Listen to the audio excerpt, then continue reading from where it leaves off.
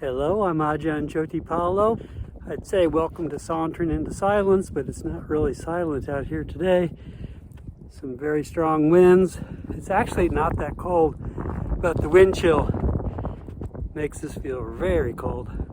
So I'm not going to stay out and do any time lapse today, but just getting out and enjoying this beautiful blue sky. I'll take some videos of what I'm seeing this week, and maybe that's what the video will be this week.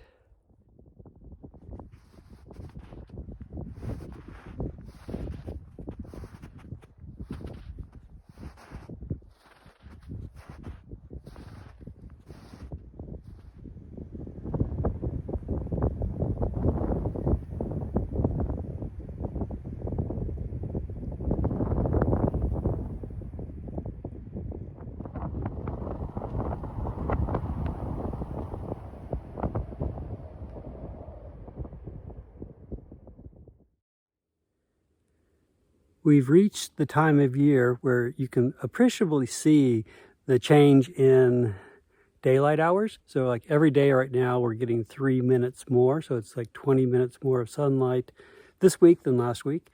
And also with that, you start getting more, the sun is actually quite warm. So Birken has a sun porch off the kitchen. And today was the first day we noticed that it had heated that room up so it was hotter than inside the house. So what we do is we open the door and the heat will permeate the whole house. So it's less firewood and propane that we have to use to heat the house. Ajahn was telling us that that is what's called a low mass heating source. So it just, you have this porch and you're just heating the air in the room. And then you open the door and then the hot air comes in. But if you don't close the door in the evening, then you're letting in cold air. So I was asking, well, how does that relate to meditation? He goes, well, it's quite easy. Cool head, warm heart.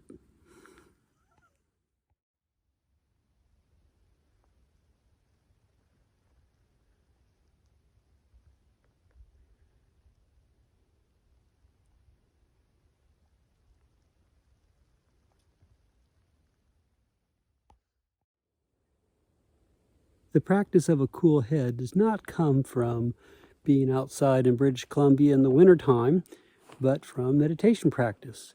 Loving kindness is a great way to do it, but also wisdom practices. I was talking to a friend this week who was pointing out that a lot of their friends were really upset with some of the politics that's happening in the world. And he had this realization that, all I can do is work on myself. There are things people can do politically and socially getting involved, but really it comes down to ourselves. And that reminded me of the very first Dhamma book I ever read was Thich Nhat Hanh's book, what was it called? Peace is Every Step. And in that, His Holiness the Dalai Lama wrote the introduction. And he pointed out, he said, if world peace existed, but yet you were not at peace, world peace wouldn't exist.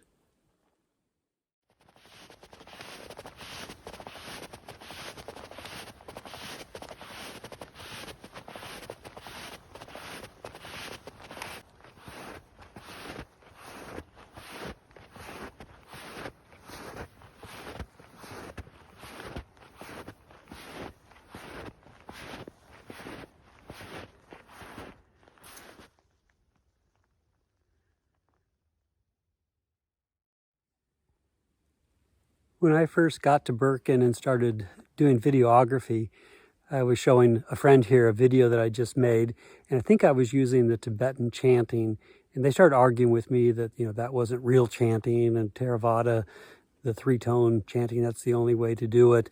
And I was arguing that if that's the first time you've ever heard chanting, just the three-tone will probably turn you off to Buddhism. So we started arguing back and forth. And all of a sudden this voice came in my head and said, why don't you just listen to what the other person has to say? Like, I already know what my argument points are, so why do I need to express them, and why do I have to hear myself expressing them? Why don't I just listen and ask questions of them? So that obviously cooled down my head because I'm not arguing, and it probably made my heart warmer. and the other person probably received it as, oh, Jody Paulo's, interested, which I was. And, it's like if other people are interested in what I have to say, they're probably going to receive that as more of a kindness than someone arguing with them. Cool head, warm heart. So I just noticed that Giannis had crashed my last segment of video. What you doing up here, Giannis? I'm about to go and take a look at a bird feeder. See if they found it yet. I have something to add to the bird feeder. Uh-huh. There you go. Yeah, this is some very good stuff. That's Christian's pizza Oh, crust. yeah. Good, go check it out. All right.